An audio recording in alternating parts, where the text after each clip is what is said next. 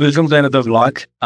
Today I'm going to do a quick comparison of the recent launch Mahindra's BE6E, which is another born electric, and just like the Curvv EV.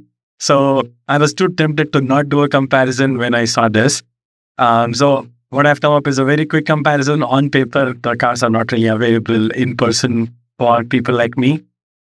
What I want to do is to have a very quick comparison and see how the two compare against each other. And also what would be my verdict or my choice between the two of them, at least based on all the things that we know so far. So we'll start with the visuals first. So both the Curvv EV and the Mahindra BE are a coupe-style SUV, which have that sloping roof at the end of it. And both have chunky wheels for the similar size of their body. Both are kind of mid-sized sedans. When it comes to Curvv, it is kind of more curvy and has that family kind of appeal to it.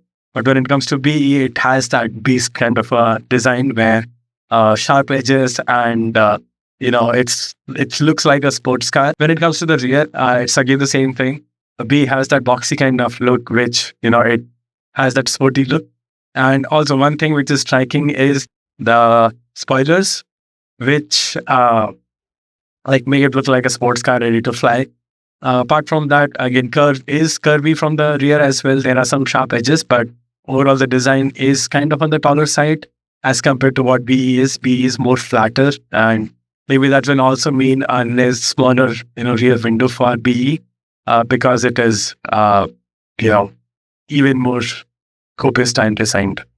Okay, so now talking about the details of the car, when we do the comparison side by side, Mahindra is a lot bigger every sense, which is length, width, height. The wheelbase is longer. The ground clearance is more. The depth of the boot seems to be lower in the Mahindra BE6, but maybe the height is more in that. And apart from that, the tires are huge. It's 20-inch versus 18-inch in Curvv.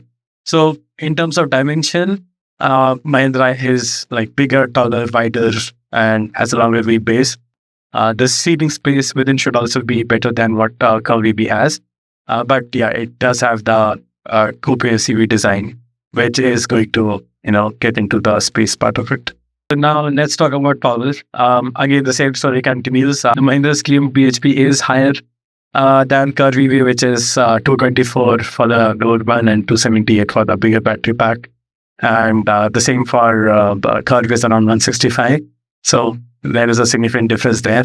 And same thing with the torque, 215 for Curvv EV, while 230 to 280 for the Mahindra. When it comes to the top speed, Tata has limited the top speed for Curvv to 160 kilometers per hour. Mahindra might also do something similar. We'll have to see. But I expect it to be in the range of 150 to 160. And when it comes to the 0 to 100, Tata did an amazing job of getting it to 8.6 seconds. But Mahindra is just beating it hands down, 6.7 seconds, which is too good. Curvv EV has a forward wheel drive, while the Mahindra BE6 is offered in rear as well as all-wheel drive in some of the top options. Okay, next is the key thing for any EV, which is the battery pack. And again, Mahindra has outdone Tata. Tata has the options for 45 and 55, while BE has the 59 to 79 options, which are too good. Claim range is going to be higher given the weight wouldn't be much different. But what Tata had claimed is 580. Real life, it is somewhere around 400 to 450. What Mahindra is saying, but real life may be around 500 plus, but the claimed one is 660 plus. When it comes to fast charging, there again, significant step up from 70 kilowatt as the max fast charging capability for Tata Curvv EV. It has they have notched it up to 175 kilowatt per hour, which is great. And that would mean what it would mean in terms of charging is it will take only about 20 minutes for the BE to get charged from 20 to 80%, while somewhere around 30 minutes for the Curvv EV if they're using their fastest charging power options. And in ADAS, both of them come with level 2, but the one thing that I want to highlight is the BE comes with with the auto park, but the same thing is not true for Curvv EV. There is no auto park. There is park assist, but that is only going to visually and through signals aid the driver in telling if there is something while they are parking. Now, let's jump into some of the additional features. I'll just go through the key differences. Cup holder being the one. Curvv EV doesn't have a cup holder in the front, but Mahindra seems to have it in both front and back. When it comes to sunroof, the Curvv EV has got a panoramic sunroof, which actually opens up to 50%. What Mahindra is calling their roof is an infinity roof. It is all glass, but it doesn't open, so you can only remove the shade from there. And few of the things which are missed in Curvv EV are the heads-up display and the memory seat, which are available as options in BE6, but are not an option in the Curvv EV. Coming to the infotainment, safety ratings, and the battery warranty. So Curvv EV has a huge screen, 12.3-inch. It covers the center console great and works pretty well. Mahindra has got a 10.25-inch in the middle as well as on the for the driver side.